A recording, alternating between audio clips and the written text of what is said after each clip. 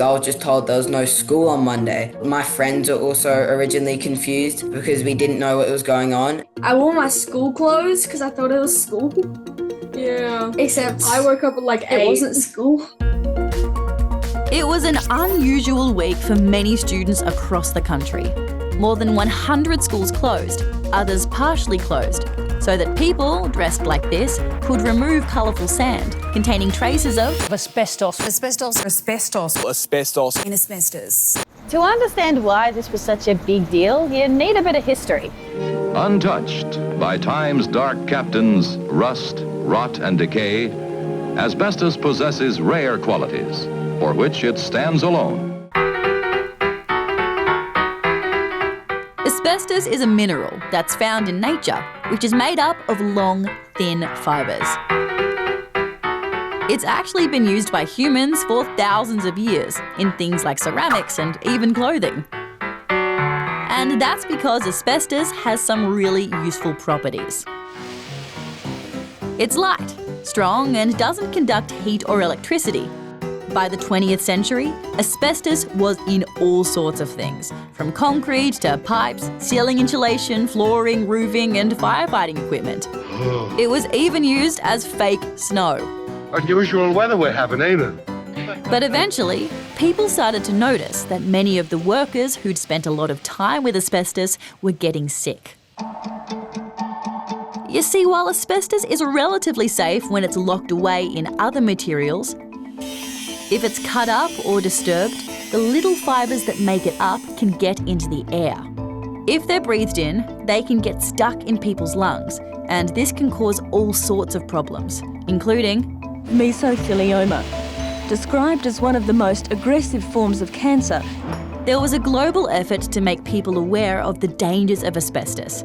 And back home, researchers, victims and even rock bands campaigned to phase it out. Who's gonna save me?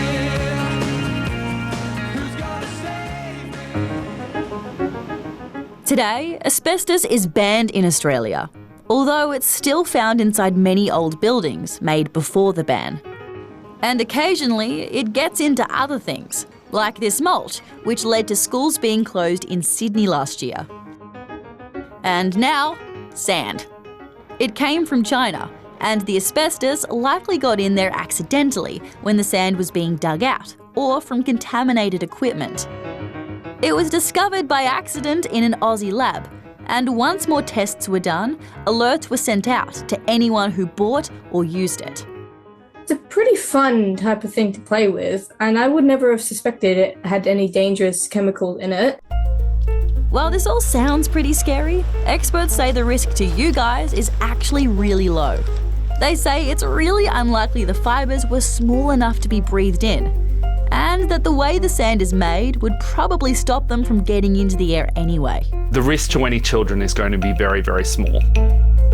While the sand was found in more than 1,000 schools and childcare centres right around Australia, most of them stayed open while the sand was removed. The ACT was the only state or territory to close all of its public schools, although there were also some closed in Tasmania, South Australia and Queensland. The day off on Monday was pretty fun because I got to hang out with all my friends, play video games with them, went down to the Oval, went and played Oz Tag. When I went to school, I thought it was Monday. Then I looked up what we were doing and it was not Monday things. No. Everyone who bought the sand was told to dispose of it safely by sealing it up, double bagging it and taking it to a special waste facility that accepts asbestos. The risk of putting it in your wheelie bin or your household rubbish is that it passes that risk on to facilities like us. But for most students, things are pretty much back to normal. It's been a pretty big week. I'm kind of glad it's over.